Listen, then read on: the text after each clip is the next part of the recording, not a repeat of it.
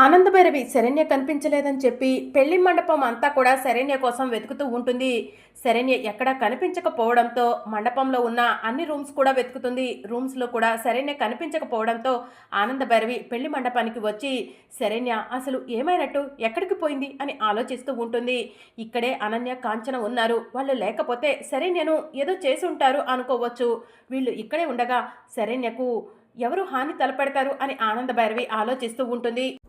Anandabhairavi tension పడుతూ ఉంటే అనన్య, కాంచన, షమీరా ముగ్గురు కలిసి సంతోషపడుతూ ఉంటారు. అమ్మి, కాసేపట్లో ఆ శరణ్య చచ్చిందన్న ఆర్తనాదాలు వినిపిస్తూ ఉంటాయి అని చెప్పి కాంచన చెప్తూ ఉంటే, అవునమ్మా అని చెప్పి అనన్య చెప్తూ ఉంటుంది. ఇక అప్పుడే పెళ్లి మండపం దగ్గర ఒక అతను, ఈ కార్ ఎవరిది, ఈ కార్ని ఇక్కడ పార్కింగ్ చేశారేంటి మండపానికి ఎదురుగా అని చెప్పి మనసులో అనుకుంటాడు. లోపలికి వెళ్ళి ఈ కార్ ఎవరిదో కనుక్కొని కారు తీపించాలి అని చెప్పి అతను లోపలికి వెళ్ళి అక్కడ ఉన్న 333 కార్ ఎవరిదండి అని చెప్పి అడుగుతూ ఉంటాడు. నాదేనండి అని చెప్పి ఒక అతను లేచి నుంచుంటాడు. కారు ఎదురుగా ఉందండి, కాస్త పక్కకు పార్కింగ్ చేస్తారా అని చెప్పి అతను అడుగుతూ ఉంటే, పదండి వెళ్దాం అని చెప్పి అతను వెళ్తూ ఉంటాడు. ఆ మాటను షమీర వింటుంది. అదేంటి 333 కార్ అతను అక్కడకు వెళ్ళి కారు తీస్తా అంటున్నాడు, శరణ్య తప్పించుకుంటుందా అని చెప్పి షమీరా కంగారు పడుతూ ఉంటుంది. కారుతో నీకేంటి టెన్షన్ అని చెప్పి అనన్య అడుగుతూ ఉంటుంది. కాసేపట్లో శరణ్య ఎలాగో చస్తుంది కదా అని చెప్పి ఆ కారు ఉదయం నుంచి అక్కడే పార్కింగ్ చేసి ఉంది కదా అని చెప్పి సరే నేను అదే కారులో కూర్చోబెట్టాను అని చెప్పి షమీరా చెప్తూ ఉంటుంది.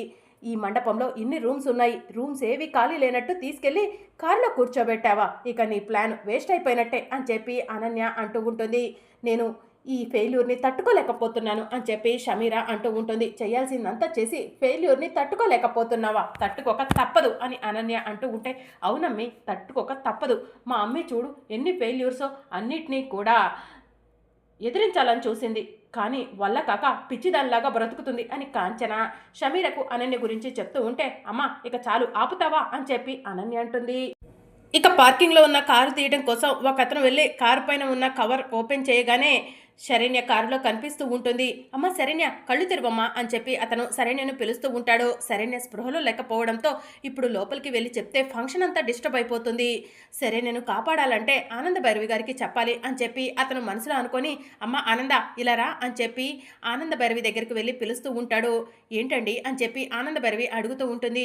అమ్మ మీ కోడలు శరణ్య కారులో స్పృహ లేకుండా ఉంది అని చెప్పి చెప్తూ ఉంటే, పదండి వెళ్ళి చూద్దాం అని చెప్పి ఆనందభైరవి కారు దగ్గరకు వచ్చి శరణ్య శరణ్య కళ్ళు తెరు అని చెప్పి పిలుస్తూ ఉంటుంది. ఇక దర్శన్, రాజేశ్వరరావు కూడా పరిగెత్తుకుంటూ వచ్చి శరణ్య ఏమైంది శరణ్య కళ్ళు తెరువమ్మా అని చెప్పి పిలుస్తూ ఉంటారు. శరణ్య స్పృహలోకి రాకపోవడంతో శరణ్య మొహంపై దర్శన్ కసిని నీళ్లు చిమ్ముతాడు. ఇక శరణ్య స్పృహలోకి వస్తుంది. శరణ్య ఏంటమ్మా ఇక్కడున్నావు, ఏమైంది అని ఆనందభైరవి అడుగుతూ ఉంటుంది. ఇందాకలా జ్యూస్ తాగాను, ఎందుకో సడన్గా మైకం వచ్చింది అత్తయ్య గారు, తరువాత నన్ను ఎవరో తీసుకొచ్చి కారులో పడుకోబెట్టారు అని చెప్పి శరణ్య చెప్తూ ఉంటుంది.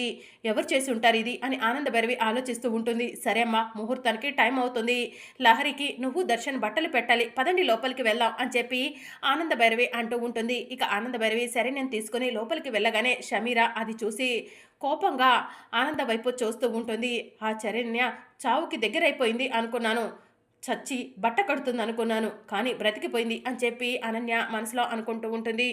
ఇది తప్పించుకున్నా నేను ప్లాన్ చేసింది తప్పించుకోలేవరు అని చెప్పి అనన్య అంటూ ఉంటుంది. చూసావా వాళ్ళ మొహాల్లో ఎంత చిరునవ్వులు కనిపిస్తున్నాయో, మొహాలు వెలిగిపోతున్నాయి, కాసేపు అయితే పెళ్లి కూడా జరిగిపోతుంది, ఇంకా నీ ప్లాన్ ఏంటి అనన్య, నువ్వు ఏం చేసినా కూడా వాళ్ళను ఏం చేయలేవు అని షమీరా చెప్తూ ఉంటుంది.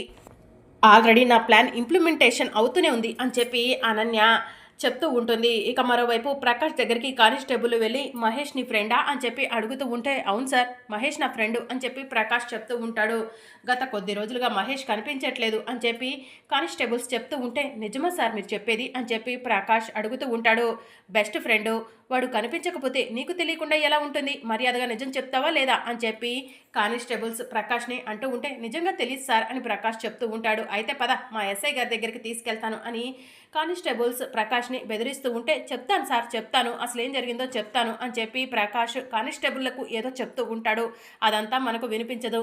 అయితే చంపిన వాళ్ళని ఎవరినో గుర్తుపడతావా అని కానిస్టేబుల్స్ అడుగుతూ ఉంటే, గుర్తుపడతాను అని చెప్పి ప్రకాష్ చెప్తూ ఉంటాడు. అయితే మా ఎస్ఐ గారి దగ్గరికి వెళ్దాం పదా అని చెప్పి కానిస్టేబుల్స్ ప్రకాష్ని తీసుకొని పెళ్లి మండపం దగ్గరికి పోలీస్ జీబ్లో వస్తూ ఉంటారు. ఇక మరోవైపు లహరిని పెళ్లి కూతురుగా రెడీ చేసి లీలావతి సంతోషపడుతూ ఉంటుంది. అక్క దిష్టి చుక్కను చిన్నప్పుడు కూడా నువ్వు ఇలానే లహరికి పెట్టేదానివి గుర్తుందా?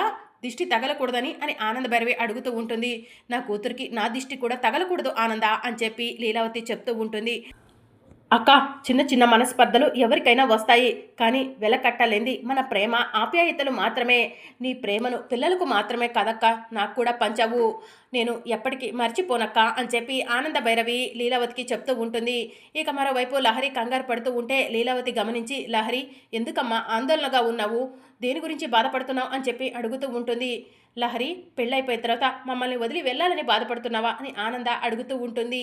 అవునమ్మా అని లహరి చెప్తూ ఉంటుంది. నువ్వు పెళ్ళైనంత మాత్రాన పుట్టింటికి ఎప్పటికీ దూరం కావు లహరి అని ఆనంద భైరవి చెప్తూ ఉంటుంది. ఇక మరోవైపు షమీరా లహరి ఫోన్కి ఫోన్ చేస్తుంది.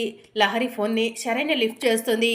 శరణ్య లిఫ్ట్ చేసిన విషయం షమీరకు తెలియకుండా, హలో లహరి, ఏంటి పెళ్లి చేసుకుంటున్నానని సంతోషపడుతున్నావా? నీ పెళ్లి ఎట్టి పరిస్థితిలో జరగదు. ఎందుకంటే మా అన్నయ్య ప్రకాష్ నువ్వే మహేష్ని చంపావని చెప్పి పోలీసుల దగ్గర లొంగిపోయాడు కదా. మా అన్నయ్యను తీసుకొని పోలీసు వాళ్ళు పెళ్లి మండపానికి బయలుదేరారు. కాసేపట్లో నీ పెళ్లి ఆగిపోతుంది అని చెప్పి షమీరా లహరి అనుకొని శరణ్యకు చెప్పేసి ఫోన్ కట్ చేస్తుంది. ఇక శరణ్య కంగారు పడుతూ ఉంటుంది. ప్రకాష్ లహరి పేరు చెప్పేస్తాడా, పెళ్లి నిజంగానే ఆగిపోతుందా అని మనసులో అనుకుంటూ ఉంటే అప్పుడే లహరిని బంధువులు మండపంలోకి తీసుకెళ్తూ ఉంటారు. లహరి శరణ్యను చూసి, వదిన ఎందుకు అలా ఉన్నావు, ఏమైంది, ఎందుకంత కంగారు పడుతున్నావు అని చెప్పి అడుగుతూ ఉంటుంది. ఏం లేదు లహరి అని చెప్పి శరణ్య చెప్తూ ఉంటుంది. లేదు వదిన, నువ్వే విషయం గురించో కంగారు పడుతున్నావు, అదేంటో చెప్పు అని చెప్పి లహరి అడుగుతూ ఉంటుంది. లహరికి విషయం తెలిస్తే కంగారు పడుతుంది, లహరికి చెప్పకూడదు అని శరణ్య మనసులో అనుకొని, ఏం లేదులే లహరి అని చెప్పి చెప్తూ ఉంటుంది.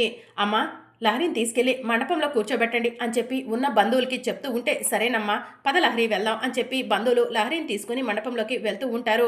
అమ్మ, అబ్బాయిని కూడా తీసుకురండి అని పంతులు గారు చెప్తూ ఉంటే ఇక సంతోష్ను కూడా తీసుకొచ్చి మండపంలో కూర్చోబెడతాడు. ఇక తర్వాత లహరి వెళ్ళి మండపంలో కూర్చుంటుంది. ఇక పంతులు గారు మంత్రాలు చదువుతూ ఉంటారు. ఇక మరోవైపు సంతోష్కి ఫోన్ కాల్ వస్తుంది. ఎక్స్క్యూజ్ మీ పంతులు గారు అని చెప్పి సంతోష్ ఫోన్ లిఫ్ట్ చేస్తాడు. మీ తమ్ముడు మహేష్ రూమ్మేట్ ప్రకాష్ దొరికాడు అని చెప్పి ఎస్ఐ చెప్తూ ఉంటాడు. సరే వాడిని తీసుకొని మండపంకే రండి అని చెప్పి సంతోష్ చెప్తూ ఉంటే, ఓకే సార్ అని చెప్పి పోలీసులు ఫోన్ కట్ చేస్తారు. ఇక అనన్య అదంతా చూసి కాసేపట్లో పెళ్లి ఆగిపోతున్నట్టు కళ్లకు కట్టినట్టు కనిపిస్తుంది అని మనసులో అనుకుంటూ ఉంటుంది. ఇక పోలీస్ వాళ్ళు ప్రకాష్ని తీసుకొని మండపం దగ్గరకు వస్తారు. లహరి ప్రకాష్ని చూసి కంగారు పడుతూ ఉంటుంది. సార్, ఇతనే మీ తమ్ముడు మహేష్ రూమ్మేట్ అని చెప్పి పోలీస్ వాళ్ళు సంతోష్కి చెప్తూ ఉంటారు. ఇక సంతోష్ మండపంలో నుంచి లేవబోతూ ఉంటే, మహేష్ ఇది పోలీస్ స్టేషన్ అనుకుంటున్నావా లేకపోతే పెళ్లి మండపం అనుకుంటున్నావా, అదేంటి అలా లేచి వెళ్ళిపోతున్నావు అని చెప్పి సరోజిరావు అవును అంటూ ఉంటుంది. అవును బాబు, మండపంలో నుంచి లేవకూడదు అని చెప్పి పంతులు గారు చెప్తూ ఉంటారు. ఇక లహరి మహేష్ని చూసి కంగారు పడుతూ ఉంటుంది. వదినకు ప్రకాష్ దొరికిపోయాడన్న విషయం తెలిసినట్టుంది, అందుకే వదిన ఇందాక కంగారు పడుతుంది, నేను కంగారు పడతానని నాకు చెప్పినట్లేదు అని చెప్పి లహరి మనసులో అనుకుంటూ ఉంటుంది. ఇక అప్పుడే సంతోష్ మర్డర్ చేసింది ఎవరో చూసావా అని చెప్పి ప్రకాష్ని అడుగుతూ ఉంటారు. చూశాను అని ప్రకాష్ చెప్తూ ఉంటాడు. సంతోష్, పెళ్ళైన తర్వాత చూసుకోవచ్చు కదా ఇవన్నీ అని సరోజిరావు అంటూ ఉంటుంది. ఈ పెళ్లికి ఆ మర్డర్కి సంబంధం ఉందమ్మా అని చెప్పి సంతోష్ చెప్తూ ఉంటాడు. ఆ మర్డర్ చేసిన వాళ్ళని నువ్వు గుర్తుపడతావా అని సంతోష్ ప్రకాష్ని అడుగుతూ ఉంటే, గుర్తుపడతాను అని చెప్పి ప్రకాష్ చెప్తూ ఉంటాడు. అయితే ఎవరో చెప్పు అని చెప్పి సంతోష్ అడుగుతూ ఉంటే ప్రకాష్ పెళ్లి మండపం అంతా కూడా అనుమానంగా చూస్తూ ఉంటాడు. అప్పుడే శరణ్య వెళ్ళి లహరి వెనుక నుంచుంటుంది. ఇక ప్రకాష్ కోపంగా లహరి వైపు చూస్తూ ఉంటాడు. లహరి, నన్ను కాదని పెళ్లి చేసుకుంటావా అని చెప్పి ప్రకాష్ మనసులో అనుకుంటూ లహరి వైపు చూస్తూ ఉంటాడు. మరి అప్కమింగ్ ఎపిసోడ్లో మహేష్ని చంపింది లహరి అని తెలిసిపోనుందా, ఏం జరగనుందో తెలుసుకోవాలనుకుంటున్నారా? అయితే ఛానల్ను సబ్స్క్రైబ్ చేసుకుని సపోర్ట్ చేయడం మర్చిపోకండి. Thank you for watching.